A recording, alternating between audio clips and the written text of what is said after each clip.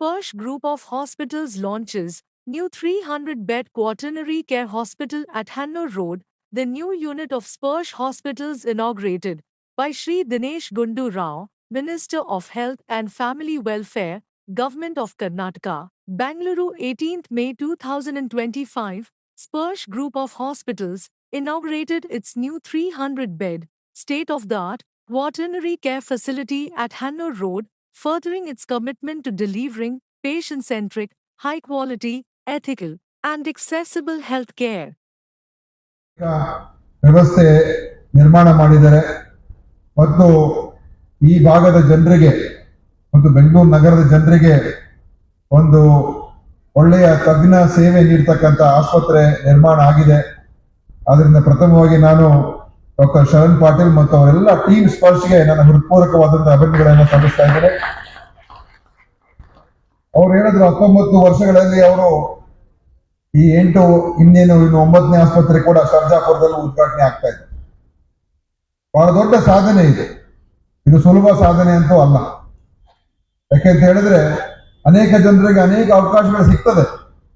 ಆದ್ರೆ ಯಾವ ರೀತಿಯಾಗಿ ಅದನ್ನು ಉಪಯೋಗಿಸ್ಕೊಳ್ತೀವಿ ಅದು ಅಷ್ಟು ಅನೇಕ ಜನ ಅದನ್ನು ಉಪಯೋಗಿಸ್ಕೊಳ್ಳೋದಿಲ್ಲ. ಆದರೆ ಡಾಕ್ಟರ್ ಶರಣ್ ಪಾಟೀಲ್ ಅವರ ಒಂದು ಲೀಡರ್ಶಿಪ್ ಏನಿದೆ ಅದು ಇವತ್ತು ಈ ಮಟ್ಟದಲ್ಲಿ ಸ್ಪರ್ಶ್ ಬೆಳೆಯೋದಕ್ಕೆ ಸಾಧ್ಯ ಆಗಿದೆ.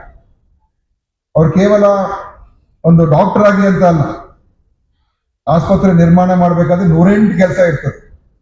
ಜಮೀನ್ ನೋಡಬೇಕು, ಪರ್ಮಿಷನ್ ತಗೊಳ್ಬೇಕು, ಒಳ್ಳೊಳ್ಳೆ ಜನರನ್ನ ಸೇರಿಸ್ಕೋಬೇಕು, ಹತ್ರ ಅವ್ರನ್ನ ಜೊತೆಲಿ ಬರೋ ತರ ಅವ್ರಿಗೆ ಇನ್ಸ್ಪೈರ್ ಮಾಡಬೇಕು, ಒಂದು ಕನಸಿರಬೇಕು, ಒಂದು ವಿಷನ್ ಇರಬೇಕು, ಮತ್ತು ಇದೆಲ್ಲವನ್ನು ಕೂಡ ಅನುಷ್ಠಾನ ಮಾಡ್ತಕ್ಕಂಥದ್ದಕ್ಕೆ ಆ ಒಂದು ಕಾರ್ಯಕ್ಷಮತೆ ಇರಬೇಕು, ಆ ಕೇಪಬಿಲಿಟಿ ಇರಬೇಕು.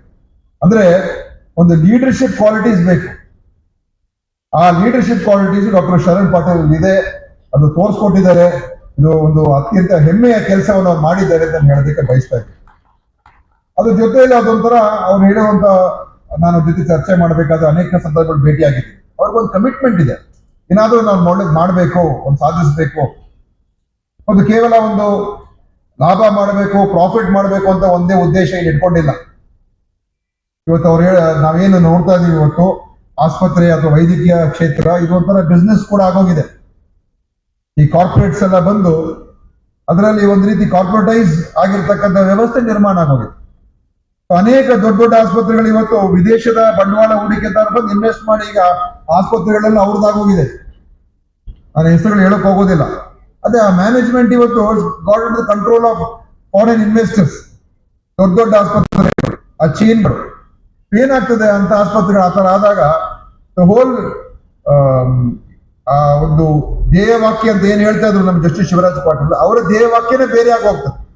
ನಾವು ಎಷ್ಟು ಪ್ರಾಫಿಟ್ ಮಾಡಿದ್ದೇವೆ, ಎಷ್ಟು ಸರ್ಜರೀಸ್ ಮಾಡಿದ್ದೇವೆ, ಎಷ್ಟು ಸ್ಕ್ಯಾನ್ಸ್ ಮಾಡಿದ್ದೇವೆ, ಆ ಬಾಟಮ್ ಲೈನ್ ಅನ್ನ ಅವಾಗ ಜನರ ಪೇಷಂಟ್ಸಿನ ರೋಗಿಗಳ ಒಂದು ವಿಷಯದ ಬಗ್ಗೆ ಏನು ನಮ್ಮ ಗಮನ ಇರಬೇಕು, ನಮ್ಮ ಪ್ರಥಮ ಕರ್ತವ್ಯ, ಆದ್ಯ ಕರ್ತವ್ಯ ಇರಬೇಕು, ಅದ್ರ ಬಗ್ಗೆ ಕಡಿಮೆ ಆಗ್ತಾ ಹೋಗ್ತದೆ.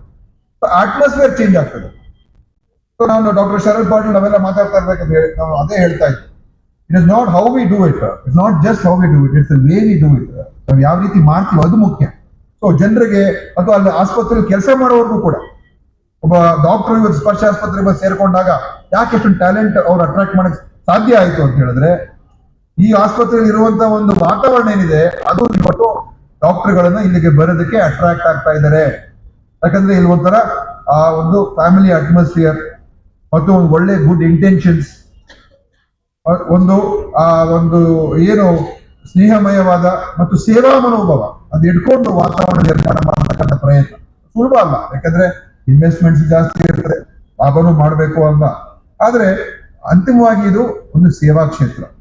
ಇದು ಜನರ ಒಂದು ಬದುಕಿನಲ್ಲಿ ಜನರನ್ನ ಬದುಕಿಸುವಂತ ಕ್ಷೇತ್ರ. ಇದು ಬೇರೆ ಯಾರಿಗೂ ಆ ಪವರ್ ಇಲ್ಲ, ಎಕ್ಸೆಪ್ಟ್ ಡಾಕ್ಟರ್ಸ್ ನರ್ಸಸ್ ಬಿಟ್ರೆ nobody else has got the power to save human life. Only people who got that power are the doctors. ಒಂದು ರೀತಿ ಅದಕ್ಕೆ ವೈದ್ಯ ನಾರಾಯಣ ಹರಿ ಅಂತ ಹೇಳಿದ್ರೆ ಅದು ಲಿಟರಲಿ ಲೈಕ್ ಗಾಡ್. ಯಾಕಂತ ಹೇಳಿದ್ರೆ good procedure or procedure well done or correct diagnosis or correct identification can save the person's life. A wrong diagnosis, a wrong way of doing it, or negligence on part of the team can end a person's life. So ಇಷ್ಟೊಂದು ಅದಕ್ಕೊಂದು secret ಇದೆ, ಒಂದು sanctity ಇದೆ, ಒಂದು ಪಾವಿತ್ರತೆ ಇದೆ. ಅದರಿಂದ ಇದಕ್ಕೆ ಆ ಕಮಿಟ್ಮೆಂಟ್, ಆ ಒಂದು ಥಿಂಕಿಂಗ್ ಯಾವಾಗಲೂ ನಮ್ಮಲ್ಲಿ ಇರಬೇಕು, especially in medical field, especially in this field. ಯಾವ್ದು ಬೇಕಾಗುತ್ತೆ ಅಂತ ಹೇಳಿ ಆ ರೀತಿ ನಡೆಸಲಿ. ಇವತ್ತು ಸೂಪರ್ ಸ್ಪೆಷಾಲಿಟಿ ಕ್ಯಾನ್ಸರ್ ಮೇಲೆ ವಿಶೇಷವಾದ ಗಮನ ಕೊಟ್ಟು ಇಲ್ಲಿ ಓಪನ್ ಆಗ್ತಾ ಇದೆ. ಖಂಡಿತ ನನಗೆ ವಿಶ್ವಾಸ ಇದೆ ಇದು ಇನ್ನೊಂದು ದೊಡ್ಡ ಒಂದು ಒಂದು ಅತ್ಯಂತ ಹೆಸರುವಾಸಿಯಾದಂತಹ ಆಸ್ಪತ್ರೆ, ಈ ಒಂದು ಆಸ್ಪತ್ರೆ ಆಗಿ ಇಲ್ಲಿಯ ಜನರಿಗೆ ಒಳ್ಳೆ ಸೇವೆ ನೀಡ್ತಕ್ಕಂಥದ್ದಾಗತ್ತೆ. ಈಗಾಗಲೇ ಶರಣ್ ಪ್ರಕಾಶ್ ಪಾಟೀಲ್ ಅವರು, ನಮ್ಮ ವೈದ್ಯಕೀಯ ಶಿಕ್ಷಣ ಇಲಾಖೆಯವರು, ಅವರು ಕೂಡ ನಮ್ಮ ಸರ್ಕಾರದ ಬಗ್ಗೆ ಕೂಡ ಮಾತನಾಡಿದ್ರು. ಅದೇನು ಈ ಕಡೆ ಸ್ವಾಮೀಜಿ ಅವರು ಹೇಳ್ತಾ ಇದ್ದೆ, ನಮ್ಮ ಹೆಲ್ತ್ ಡಿಪಾರ್ಟ್ಮೆಂಟ್ ಏನಿದೆ ಅದು ಸೂಪರ್ ಸ್ಪೆಷಾಲಿಟಿ ಕಡೆ ಹೋಗೋದಿಲ್ಲ. ಆದ್ರೂ ಕೂಡ ನಾವು ಅದನ್ನ ಬ್ರೀಚ್ ಮಾಡೋದಕ್ಕೆ ಪ್ರಯತ್ನ ಮಾಡ್ತಾ ಇದ್ದೀವಿ. ಇದೇ 23ನೇ ತಾರೀಕು ಮೈಸೂರಿನಲ್ಲಿ ನಾವು ನಮ್ಮ ಎಲ್ಲಾ ಜಿಲ್ಲಾ ಆಸ್ಪತ್ರೆಗಳಲ್ಲಿ ಡೇ ಕೇರ್ ಕಿಮೋಥೆರಪಿ ಕೇಂದ್ರಗಳನ್ನ ಮಾಡ್ತಕ್ಕಂತ ಒಂದು ಕಾರ್ಯಕ್ರಮವನ್ನ ಲಾಂಚ್ ಮಾಡ್ತಾ ಇದ್ದೀವಿ. ಮುಖ್ಯಮಂತ್ರಿಯವರೇ 23ಕ್ಕೆ ಲಾಂಚ್ ಮಾಡ್ತಾ ಇದ್ದಾರೆ. ಅಂದ್ರೆ ನಾವು ಕೂಡ ಸೂಪರ್ ಸ್ಪೆಷಾಲಿಟಿ ಎಲ್ಲ ಶರಣ್ ಪ್ರಕಾಶ್ ಅವರು, ಬಟ್ ನಮ್ಮ ಏನು ಡಿಸ್ಟ್ರಿಕ್ಟ್ ಹಾಸ್ಪಿಟಲ್ಸ್, ತಾಲೂಕು ಹಾಸ್ಪಿಟಲ್ಸ್, ಇಲ್ಲೆಲ್ಲ ಅದನ್ನ ಸ್ವಲ್ಪ ಸೇವೆಗಳನ್ನು ಹೆಚ್ಚು ಮಾಡ್ತಕ್ಕಂಥದ್ದಕ್ಕೆ, ಸ್ಪೆಷಲೈಸ್ ಕಡೆನೂ ಕೂಡ ಹೋಗೋದಕ್ಕೆ ನಾವು ಪ್ರಯತ್ನ ಇದೆ ಆ ನಿಟ್ಟಿನಲ್ಲಿ. ಯಾಕಂದ್ರೆ ಜನರು ಇವತ್ತು ಆಸ್ಪತ್ರೆ ಬಯಸ್ತಾರೆ, ಒಳ್ಳೆ ಟ್ರೀಟ್ಮೆಂಟ್ ಬಯಸ್ತಾರೆ, ಹೆಚ್ಚಿನ ಸಂಖ್ಯೆಯಲ್ಲಿ ಬರ್ತಾ ಇದ್ದಾರೆ. ಅದಕ್ಕೆ ಎಷ್ಟು ಆಸ್ಪತ್ರೆಗಳು ಓಪನ್ ಆಗ್ತಾ ಇರುವಂತ